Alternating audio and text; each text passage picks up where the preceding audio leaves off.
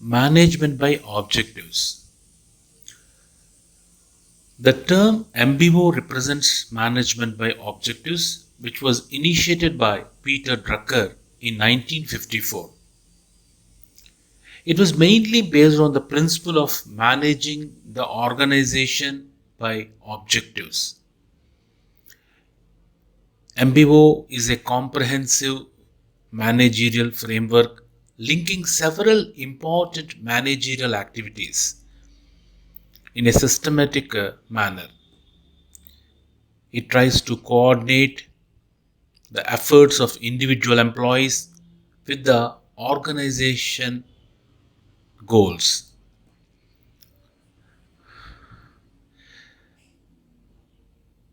MBO is considered as a result oriented, non specialist, operational managerial process in order to utilize material, physical, and human resources of the organization by collaborating individual with the organizational goals and organization with its environment. Features of MBO. It is an approach and philosophy to management and not merely a technique. It can be applied in selected parts of the organization. It is bound to have some relationship with every management technique.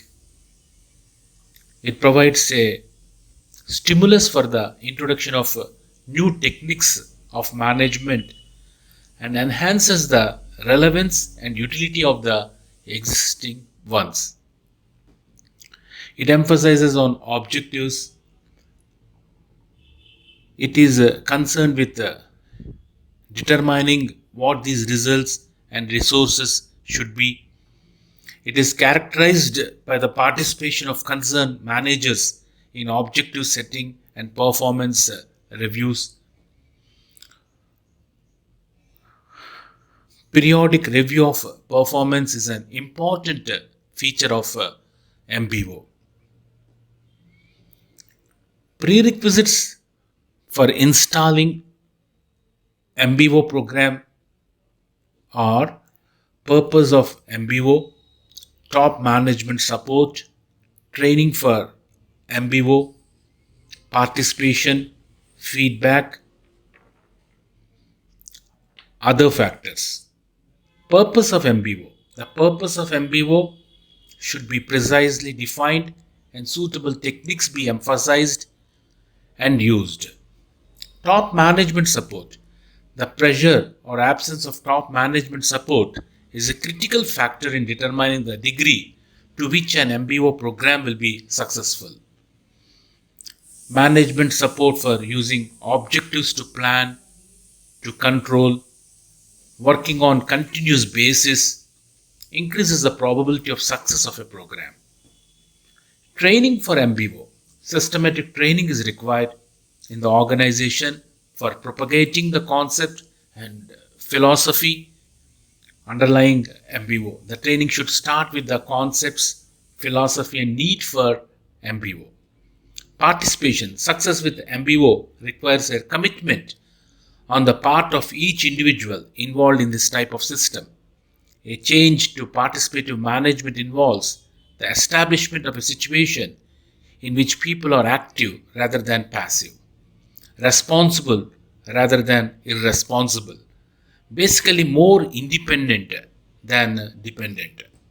Feedback for self-direction and self-control. An advantage of this system is that it can be directed and controlled by the individual himself. Feedback is an essential ingredient in sustained learning and improvement in situations. Feedback under MBO is individual gets periodic reports on where he stands on an overall performance basis. Feedback is necessary in the form of periodic counseling and appraisal interview. The superior helps to evaluate progress, to identify problem and to offer planning suggestions. Other factors which influence the success of MBO are implementing MBO at lower level, MBO and salary decisions, conflicting objectives. Steps of MBO in detail. Step 1, setting of organizational purpose and objectives. Step 2, identifying key result areas. Step 3, setting subordinate objectives. Step 4, matching resources with the objectives. Step 5, performance appraisal. Step 6, recycling. 1. Setting of organizational purpose and objectives. In this first step, organizational purpose and objectives are defined. Usually the objectives setting starts at the top level of the organization and moves downward to the lowest managerial level.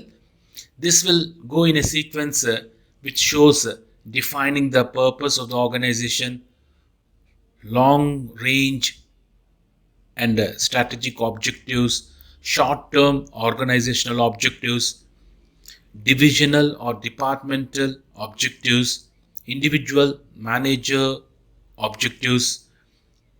Step 2, identifying key result areas. Key result areas are derived from the expectations of various stakeholders and indicate the priorities for organizational performance. They also indicate the present state of an organization's health and the top management perspective for the future.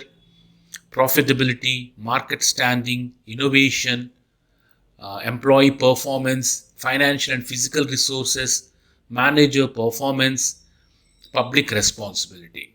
Setting subordinates objectives. The process of objective setting begins with superior's proposed recommendations for his subordinate objectives. Subordinate states their own objectives as perceived by him. The final objectives for the subordinate are set by the mutual negotiation between the superior and the subordinate. Thus, the organizational objectives are achieved through individuals. Matching resources with objectives. When objectives are set carefully, they also indicate the resource requirement, resource availability becomes an important aspect of objectives setting because it is the proper application of resources which ensure objective achievement. There should be matching between objectives and resources. By relating these two objectives, a superior manager is better able to see the need and economy of allocating the resources. The allocation and movement of resources should be done in consultation with the subordinate manager. Performance appraisal. Appraisal aspect of MBO tries to measure whether the subordinate is achieving his objective or not. Appraisal is undertaken as an ongoing process with a view to find out deficiency in the working and also to improve it promptly. It is not taken merely to punish the non-performer or to reward the performer. It is taken as a matter of system to ensure that everything is going as planned and the organization is able to achieve its objectives. The final step, recycling. Appraisal is used as an input for recycling objectives and other actions. Objectives are neither set at the top and communicated to the bottom, nor they set at the bottom and go up. Objective setting is a joint process through interaction between superior and subordinate. The outcome of appraisal at one level is recycled to see if the objectives have been set properly at the level concerned and also at the next higher level.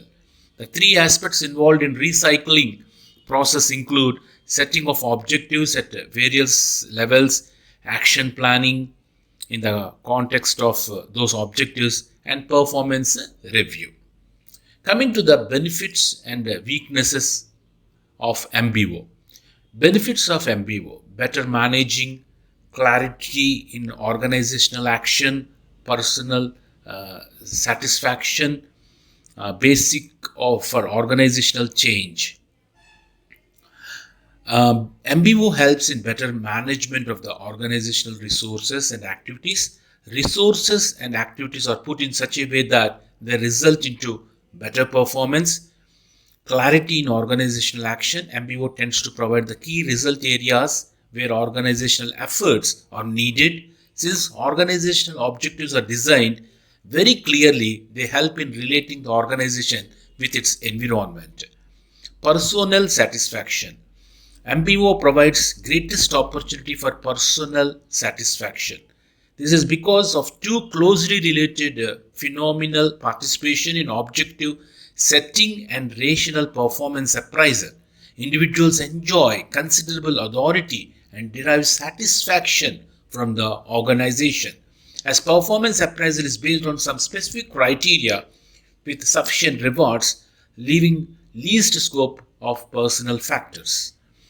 Basic for organizational change. It stimulates organizational change and provides a framework and guides for planned change, enables the top management to initiate, plan, direct, and control the direction and speed of change as change depends on internal or external factors. MBO is applied to make the process of change very easy. Weaknesses of MBO. Time and cost. MBO is not as simple as it looks to be. It requires a large amount of scarce resources in the organization. Sometimes managers get frustrated and feel overburdened. MBO generates paperwork because large number of forms are to be designed and put into practice. Failure to teach MBO philosophy. MBO is a philosophy of managing an organization in a new way. However, managers fail to understand and appreciate this new approach. MBO demands rigorous analysis as an integral element of change, of elements of management process. Frequently, both the base data and the expertise for analysis are not available. If corrective action is not taken early, the objectives become inaccurate. Problems in objective setting. MBO requires verifiable objectives against which performance can be measured. Setting such objectives is difficult, at least in some areas. Objectives are more in the form of statement rather than in a quantitative form. Emphasis on short-term objectives. There is a tendency to emphasize on short-term objectives, usually for a year or even less. This may help in performance appraisal, but there is always a danger in emphasizing short-term objectives at the cost of long-term objectives. Many a times, an organization's short-term and long-term objectives may be incompatible because of certain specific problems. Inflexibility. MBO represents the danger of inflexibility in the organization, particularly when the objectives need to be changed. In a dynamic environment, a particular objective may not be valid forever. In the context of revised objectives, changed premises, or modified policies, it is useless to follow the old objectives. Many managers often hesitate to change objectives during a period of time.